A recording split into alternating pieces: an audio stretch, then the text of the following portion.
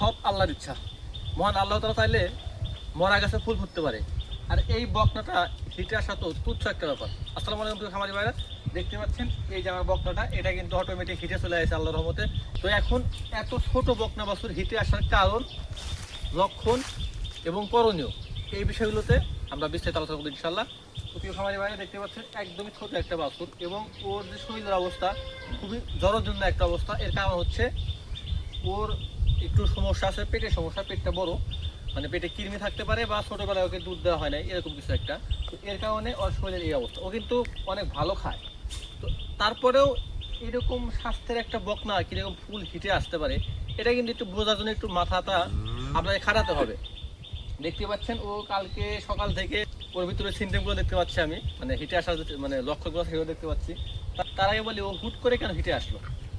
আসলে ওর পেটের যে অবস্থা, আর ও মানে পায়খানা করে একটু নরম, যার কারণে গত 7 দিন আগে ওকে আমি কৃমির ডোজ দিয়েছিলাম। তারপরে সেখানে আমি লিভার টনিক দিছি এবং এটা ক্যালসিয়াম দিছি।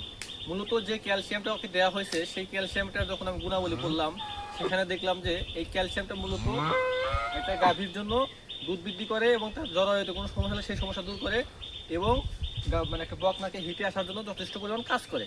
মূলত আমার যেটা মনে হচ্ছে যে এই সময়ে এই বকনাটা হিটে আসার একটাই কারণ, সেটা হচ্ছে ওই ক্যালসিয়ামটা। যদি কেউ ওই ক্যালসিয়ামটার নাম জানতে চান তো অবশ্যই কমেন্ট করবেন। এখন লক্ষণ, মনে করেন সকাল থেকে এই বকনাটা আল্লাহর রহমতে কোনো সাইলেন্ট হিট আসে নাই, সে একদম সকাল থেকে ডাকাডাকি শুরু করে দিয়েছে। আমরা হয়তো মানে পেটে ক্ষুধা আছে, যেন ডাকাডাকি করতেছে। মূলত আমার গরুগুলো এটাই করে, যে একটু পেটে মানে কম থাকলে পারে সে ডাকাডাকি শুরু করে দেয়। এই জন্য আমরা সকালে পাত্তা দিই নাই। তারপরে দুপুরবেলা ডাকাডাকি করছে, তাও আমি পাত্তা দিই নাই।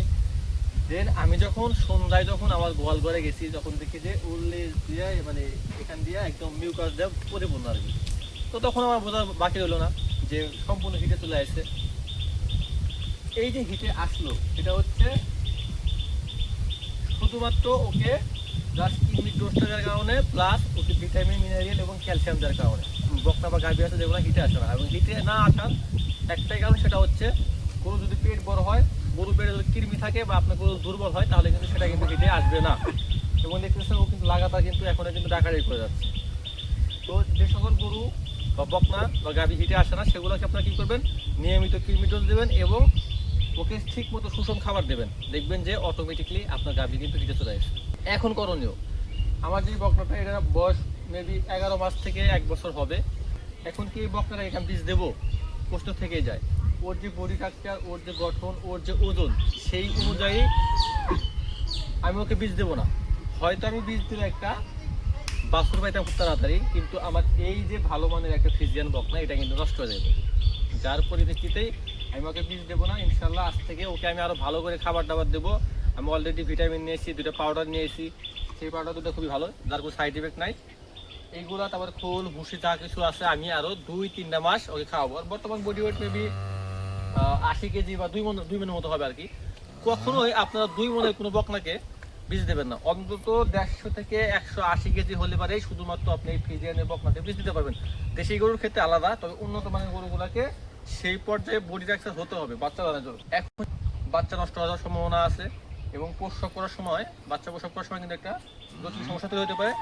তারপরে যেটা হতে পারে, ওর কিন্তু দুধ খুব কমে যাবে। আশা করি সবাই বুঝতে পারছেন, এই ছিল মূল টপিকটা।